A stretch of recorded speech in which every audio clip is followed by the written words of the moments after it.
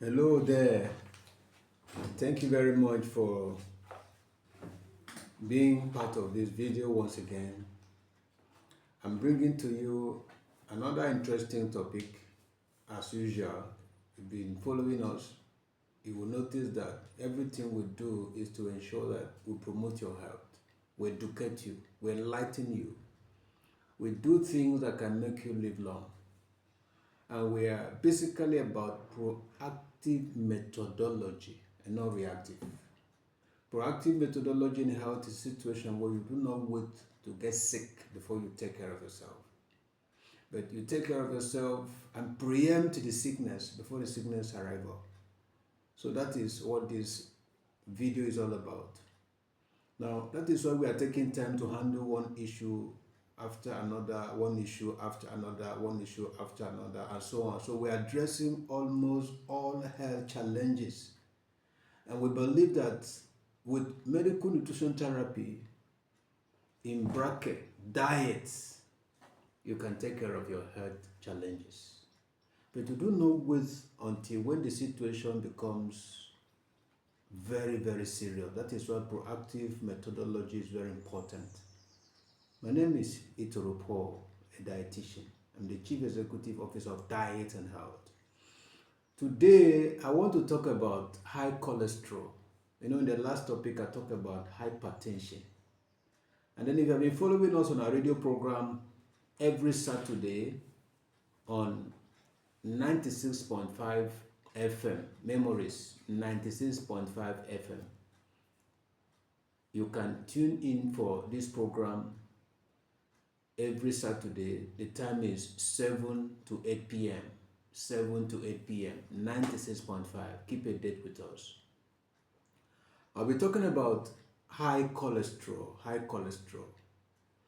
Now, high cholesterol is also seen as elderly people's sickness.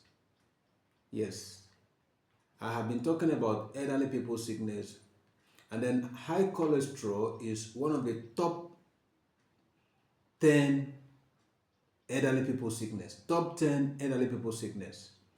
In the last episode, I talked about hypertension, and here I'm talking about high cholesterol. And unfortunately, cholesterol or high cholesterol is something that many people do not talk about. You can hear somebody talk about kidney problem, talk about hypertension, talk about diabetes, talk about arthritis, and so on. But you scarcely hear people talk about cholesterol. But I tell you, is one of the most, debilitating heart health conditions. So you will notice that more than 50% of elderly people, adults, are treated on a regular basis for high cholesterol. Okay? Now, this condition occurs when your body has an excess of bad fat.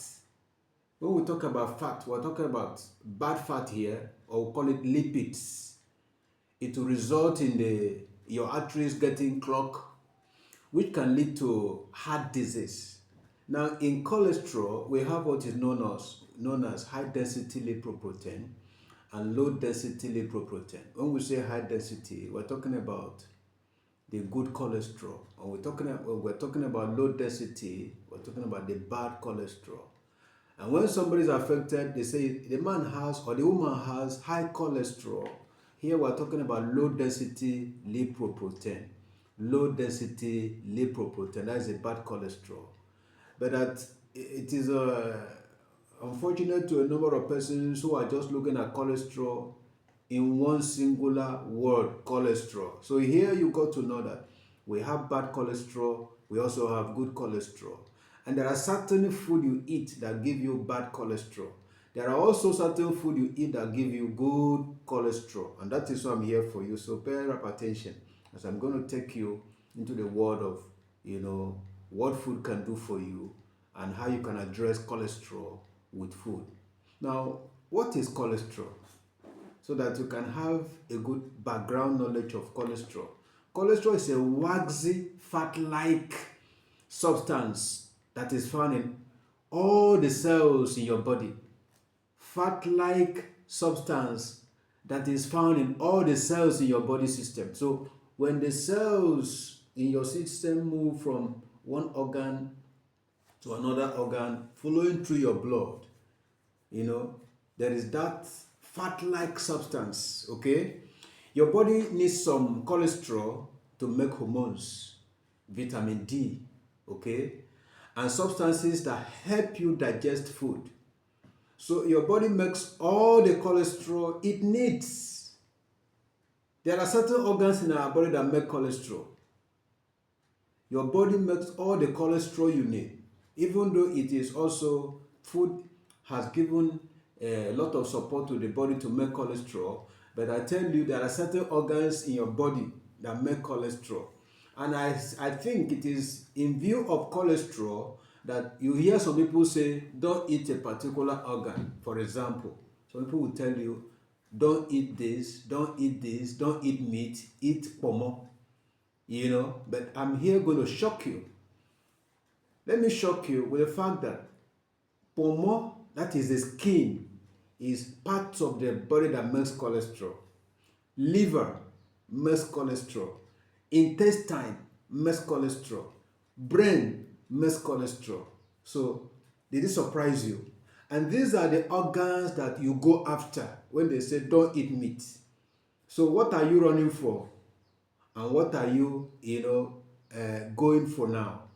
I want you to know that when you are going for these organs of your body system, maybe you are trying to avoid one thing, and in a bid to avoid one thing, you are catching up with another thing. Okay? So, now, high cholesterol has no symptoms in the body. Yes. It's part of the heart diseases we talk about. High cholesterol has no symptom. So you may not feel when you have high cholesterol. How do you know you have a high cholesterol? A blood test is the only way to detect if you have it.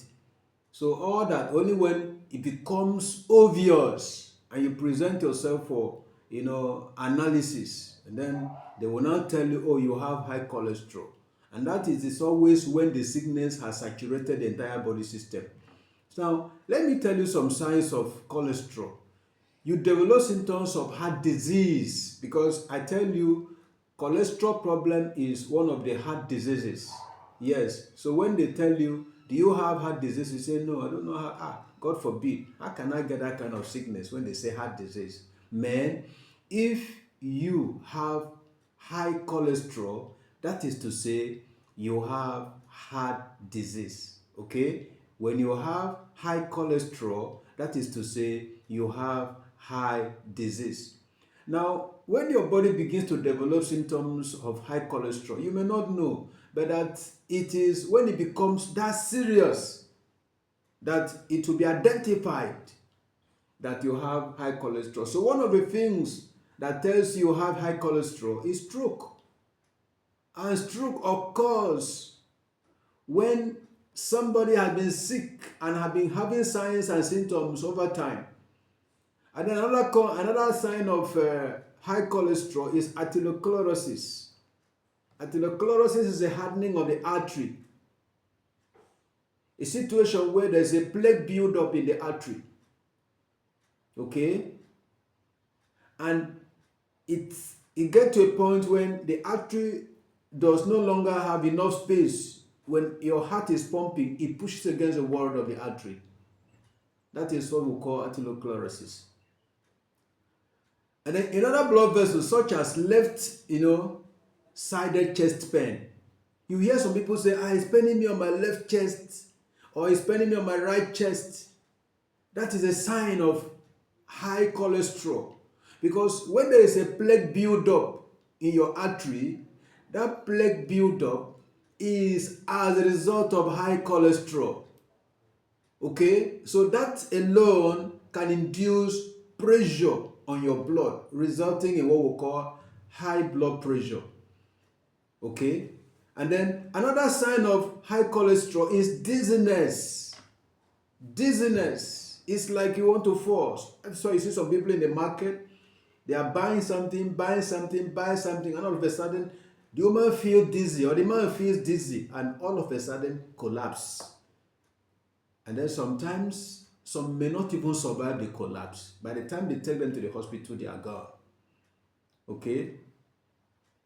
Now, slow speech. When it becomes so serious, you see some people's speech becomes so slow that they can no longer talk clear anymore. And then they begin to have pain on the lower legs. The lower legs begin to develop some pains. That is sign of high cholesterol. So any of these conditions may be linked to high cholesterol, and each requires medical help right away. So when you feel any of these signs, you don't go to church to pray. Even if God is a miracle worker, you go to the hospital first for emergency so that something can be done. Okay? I have told you the things you might experience in your body to know you have a cholesterol. But let's look at the causes of cholesterol. There are several causes of cholesterol. Cholesterol is like when you go to your farm, you with your farm, you heap the grasses and you walk away. If it's in rainy season, by the time you go back there 1 week, I can assure you that the farm will grow weeds again because you did not throw away or carefully handle the weeds in your farm. So high cholesterol is when you have too much of fatty substance called cholesterol in your blood. Too much of fatty substance called cholesterol in your blood.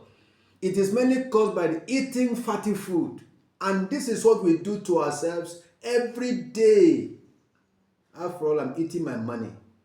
And you spend all your life in eatery. You eat all the goodies, not knowing that you are conserving cholesterol and that what you've been eating over time might result in cholesterol. So that is one part. You are eating sweet things. You are enjoying yourself with good food in the eatery. And this good food may range from fried rice, cake, mineral, power drinks, and the rest. Name them. Just name them. Okay? And then not exercising enough. Do you know when you exercise, you heat up your body system, including the artery, the blood vessels. And then when you heat up, it dilates the artery. Now, dilating the artery of cholesterol, especially the bad cholesterol, the low density lipoprotein. But when there is nothing like exercise, it means there is no heat generating from the inside. And there is not also room for your body to dispense off the excess, cholesterol or dilate the cholesterol. Exercise does so much good to our body system if we understand it. So it is important for us to incorporate exercise in our day-to-day life so as to be able to control what we call cholesterol. Now, another way by which cholesterol comes into your body is being overweight.